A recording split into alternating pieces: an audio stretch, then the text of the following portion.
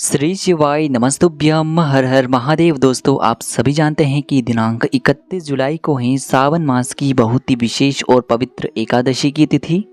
और पूज्य गुरुदेव ने बताया है कि सावन मास में पड़ने वाली इस विशेष एकादशी पर आपको एक बेलपत्र से एक ऐसा चमत्कारिक उपाय करना है जो आपके जीवन की सारी समस्याओं को और सारे संकटों को समाप्त कर देगा तथा आपको अपने जीवन में सुख समृद्धि तथा वैभव की प्राप्ति करवाएगा।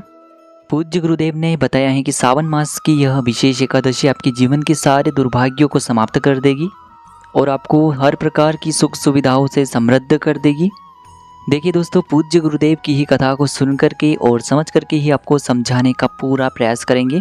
लेकिन दोस्तों, वीडियो में आगे बढ़ने से पहले वीडियो को लाइक करें और यदि आप भगवान शिव के सच्चे भक्त हैं तो हमारे इस चैनल को सब्सक्राइब करके कमेंट में श्री शिवाय नमस्तुभ्यम या फिर ओम नमः शिवाय जरूर लिखें। देखिए दोस्तों, पूज्य गुरुदेव अपने प्रत्येक दिन की कथा में सावन मास का विशेष वर्णन करते हैं। इसीलिए पूज्य गुरुजी ने बताया है कि सावन मास में पड़ने वाली इन विशेष तिथियों पर आपको यह विशेष उपाय अवश्य ही करने चाहिए।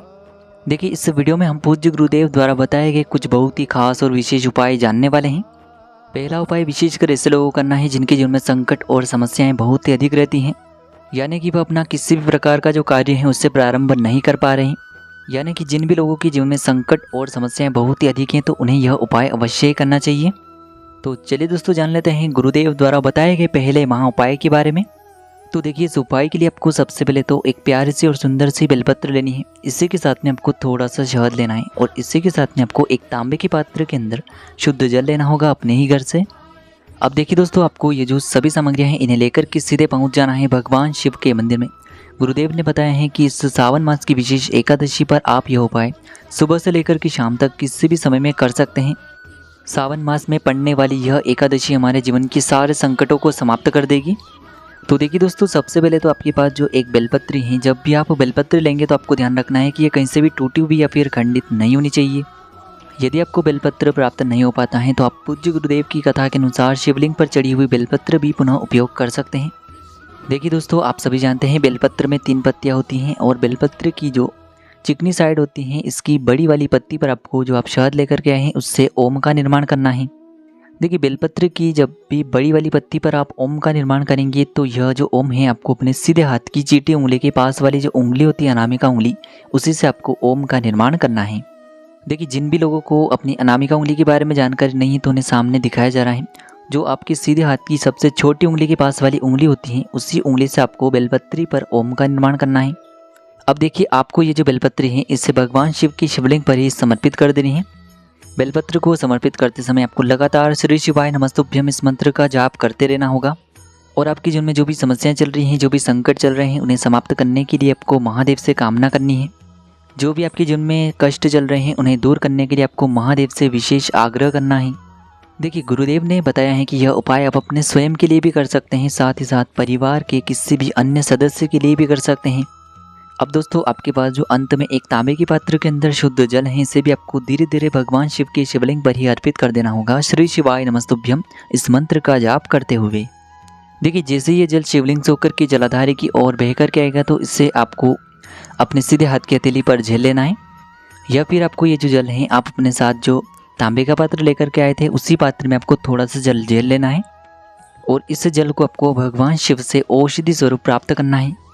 अब दोस्तों, आपको यह जो जल है इसे अपने घर लेकर के आना है और आपके जीवन में यदि बहुत अधिक संकट चल रहे हैं तो आपको इस जल का आचमन करना होगा। यदि अन्य किसी भी सदस्य के जीवन में बहुत अधिक संकट हैं तो उससे आपको इस जल का आचमन करवाना है। अब दोस्तों, आपको महादेव से प्रार्थना कर लेनी है कि हमारे जीवन में जितने भी संकट और बाधाएं हैं उन सभी को आप समाप्त कर दें। देखिए, गुरुदेव ने बताया है कि यदि आप सावन की एकादशी पर यह उपाय कर रहे हैं तो आपको उसी दिन इस जल का आचमन करना है, अगले किसी भी दिन आपको इस जल का आचमन नहीं करना है। गुरुदेव ने बताया है कि जो भी व्यक्ति सावन मास की इस विशेष एकादशी पर यह उपाय करता है तो उसके जीवन की जो सारे संकट और समस्याएं हैं वह हमारे महादेव निश्चित ही समाप्त कर देते हैं। अब दोस्तों, हम जान लेते हैं पूज्य गुरुदेव द्वारा बताए गए दूसरे खास और विशेष उपाय के बारे में। देखिए, यह उपाय विशेषकर ऐसे लोगों को करना चाहिए जिनके जीवन में धन से जुड़ी हुई समस्याएं बहुत ही अधिक रहती हैं। तो देखिए दोस्तों, इस उपाय को करने के लिए आपको थोड़ा सा शहद लेना होगा और इसी के साथ में आपको मात्र 7 शमी पत्र भी लेनी है, यानी कि आपको 7 शमी पत्र भी लेनी होगी। फिर इसी के साथ में आपको एक तांबे के पात्र के अंदर अपने ही घर से शुद्ध जल लेना है। अब मात्र तीनों ही सामग्रियों को लेकर के आपको पहुंचना है भगवान शिव के मंदिर में। देखिए दोस्तों, गुरुदेव ने बताया है कि यह उपाय भी आप सुबह से लेकर कि शाम तक किसी भी समय में कर सकते हैं। देखिए दोस्तों, आपके पास 7 शमी पत्र हैं, तो इनमें से आपको पहला जो शमी पत्र है इसे आपको उस जल के पात्र के अंदर डाल देना होगा। दूसरा जो शमी पत्र है इसे आपको जलाधारी का जो अंतिम कोना होता है वहीं पर आपको ये दूसरा शमी पत्र समर्पित कर देना है। अब दोस्तों, आपके पास अभी भी 5 शमी पत्र और बचे हुए हैं, तो इन पाँचों ही शमी पत्र पर आपको अच्छे से शहद का लेपन कर देना है, या फिर इन पाँचों ही शमी पत्र पर आपको अच्छे से शहद का लेपन कर देना है। अब दोस्तों, ये जो पाँचों ही शमी पत्र हैं इन्हें आपको भगवान शिव की शिवलिंग पर समर्पित कर देनी है और आपको श्री शिवाय नमस्तुभ्यम इस मंत्र का लगातार जाप करते रहना है। देखिए, ये शमी पत्र आपको एक एक करके समर्पित नहीं करना है। ये जो शमी पत्र है, पाँचों ही शमी पत्र एक साथ आपको भगवान शिव की शिवलिंग पर अर्पित करनी है। अब दोस्तों, आपके पास जो 1 लोटा शुद्ध जल है इसे आपको धीरे धीरे भगवान शिव की शिवलिंग पर ही समर्पित करते जाना है, श्री शिवाय नमस्तुभ्यम इस मंत्र का जाप करते हुए। अब देखिए दोस्तों, जैसे ये जल शिवलिंग से होकर के जलाधारी की ओर बह करके आएगा तो जल को आपको उसी पात्र के अंदर झेल लेना है और इस जल का आपको कुछ भाग जो शिवलिंग के सामने नंदी महाराज होते हैं उनके उठे हुए पैर के वहाँ पर आपको ये जो जल है आपने झेला है इससे पूरा समर्पित कर देना है। फिर इसके बाद आपकी जीवन में जो भी समस्याएं चल रही हैं, जो भी आपकी जीवन में धन धान्य से जुड़ी हुई समस्याएं चल रही हैं, उन समस्याओं को आपको महादेव से दूर करने के लिए प्रार्थना कर लेनी है। गुरुदेव ने बताया है कि सावन मास में पड़ने वाली एकादशी पर यदि यह उपाय हम कर लेते हैं तो यह हमारे जीवन में धन धान्य की वृद्धि करता है, हमारे जीवन के सारे दुर्भाग्य और सारी दरिद्रता को समाप्त करता है और हमें मान सम्मान तथा ऐश्वर्य कीर्ति की प्राप्ति भी होती है। तो इस प्रकार से आपको यह एकादशी का सुंदर सा उपाय भी करना है। अब हम जानते हैं तीसरे खास और चमत्कारिक उपाय के बारे में। देखिए दोस्तों, एकादशी की तिथि है तो इसीलिए आपको मात्र एक मिट्टी का दीपक लेना होगा। यदि आपके पास मिट्टी का दीपक नहीं है तो आप अपने ही घर पर शुद्ध आटा मढ़कर उसका भी दीपक तैयार कर सकते हैं। देखिए, इस दीपक के अंदर आपको विशेषकर लंबी बाती का प्रयोग करना है और साथ ही साथ इस दीपक में आपको शुद्ध घी का प्रयोग करना होगा। घी यदि आपको गौ माता का प्राप्त हो जाता है तो ये आपके उपाय के लिए अत्यधिक सर्वोत्तम होने वाला है, या फिर आप अन्य किसी भी प्रकार के शुद्ध घी का उपयोग इस उपाय के लिए कर सकते हैं। इसी के साथ में आपको मात्र 1 चुटकी हल्दी भी लेनी होगी और इन दोनों ही सामग्रियों को आपको लेकर के पहुंचना है शाम को सूर्यास्त के बाद आपके घर में जहाँ भी तुलसी जी का पौधा है स्थान है वहाँ पर। देखिए, एकादशी का दिन है इसीलिए न तो हम तुलसी जी को स्पर्श कर सकते हैं, न ही हम उनमें जल अर्पित कर सकते हैं। इसीलिए विशेषकर हम तुलसी जी के निमित्त एक दीपक ही अर्पित करेंगे। केवल आपको ध्यान रखना है कि यह उपाय विशेषकर आपको शाम को सूर्यास्त के बाद ही करना है। तो सबसे पहले तो आप जो दीपक लेकर के आए थे इसे आपको तुलसी जी के पौधे के पास में ही रखना है और इस दीपक को आपको इस प्रकार से रखना है कि माता तुलसी को किसी भी प्रकार की हानि नहीं पहुंचनी चाहिए।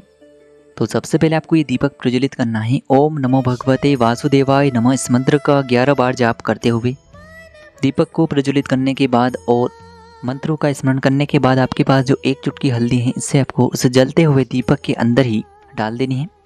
पूज्य गुरुदेव ने बताया है कि सावन मास की विशेष एकादशी पर जो व्यक्ति तुलसी जी के समीप इस प्रकार से दीपक को प्रज्वलित करता है तो हमारे जीवन में जो भी धन की समस्या हैं, आर्थिक संकट हमारे जीवन में जो लगातार उत्पन्न हो रहे हैं, हमारे जिस भी प्रकार के कार्य जो अटक जाते हैं, व्यापार यदि हमारा अच्छे से नहीं चल पा रहा है, यानी कि किसी भी प्रकार का कार्य जो है वह धन की वजह से अटक जाता है, तो वह सभी कार्य इस उपाय के माध्यम से परिपूर्ण होने वाले हैं। साथ ही साथ हमें माता लक्ष्मी की अनन्य कृपा भी प्राप्त होने वाली है। तो दोस्तों, इस प्रकार से आप यह उपाय भी सावन मास की विशेष एकादशी पर कर सकते हैं। यदि उपाय से जुड़े किसी भी प्रकार के सवाल रहते हैं तो कमेंट में पूछ सकते हैं। श्री शिवाय नमस्तुभ्यम। हर हर महादेव।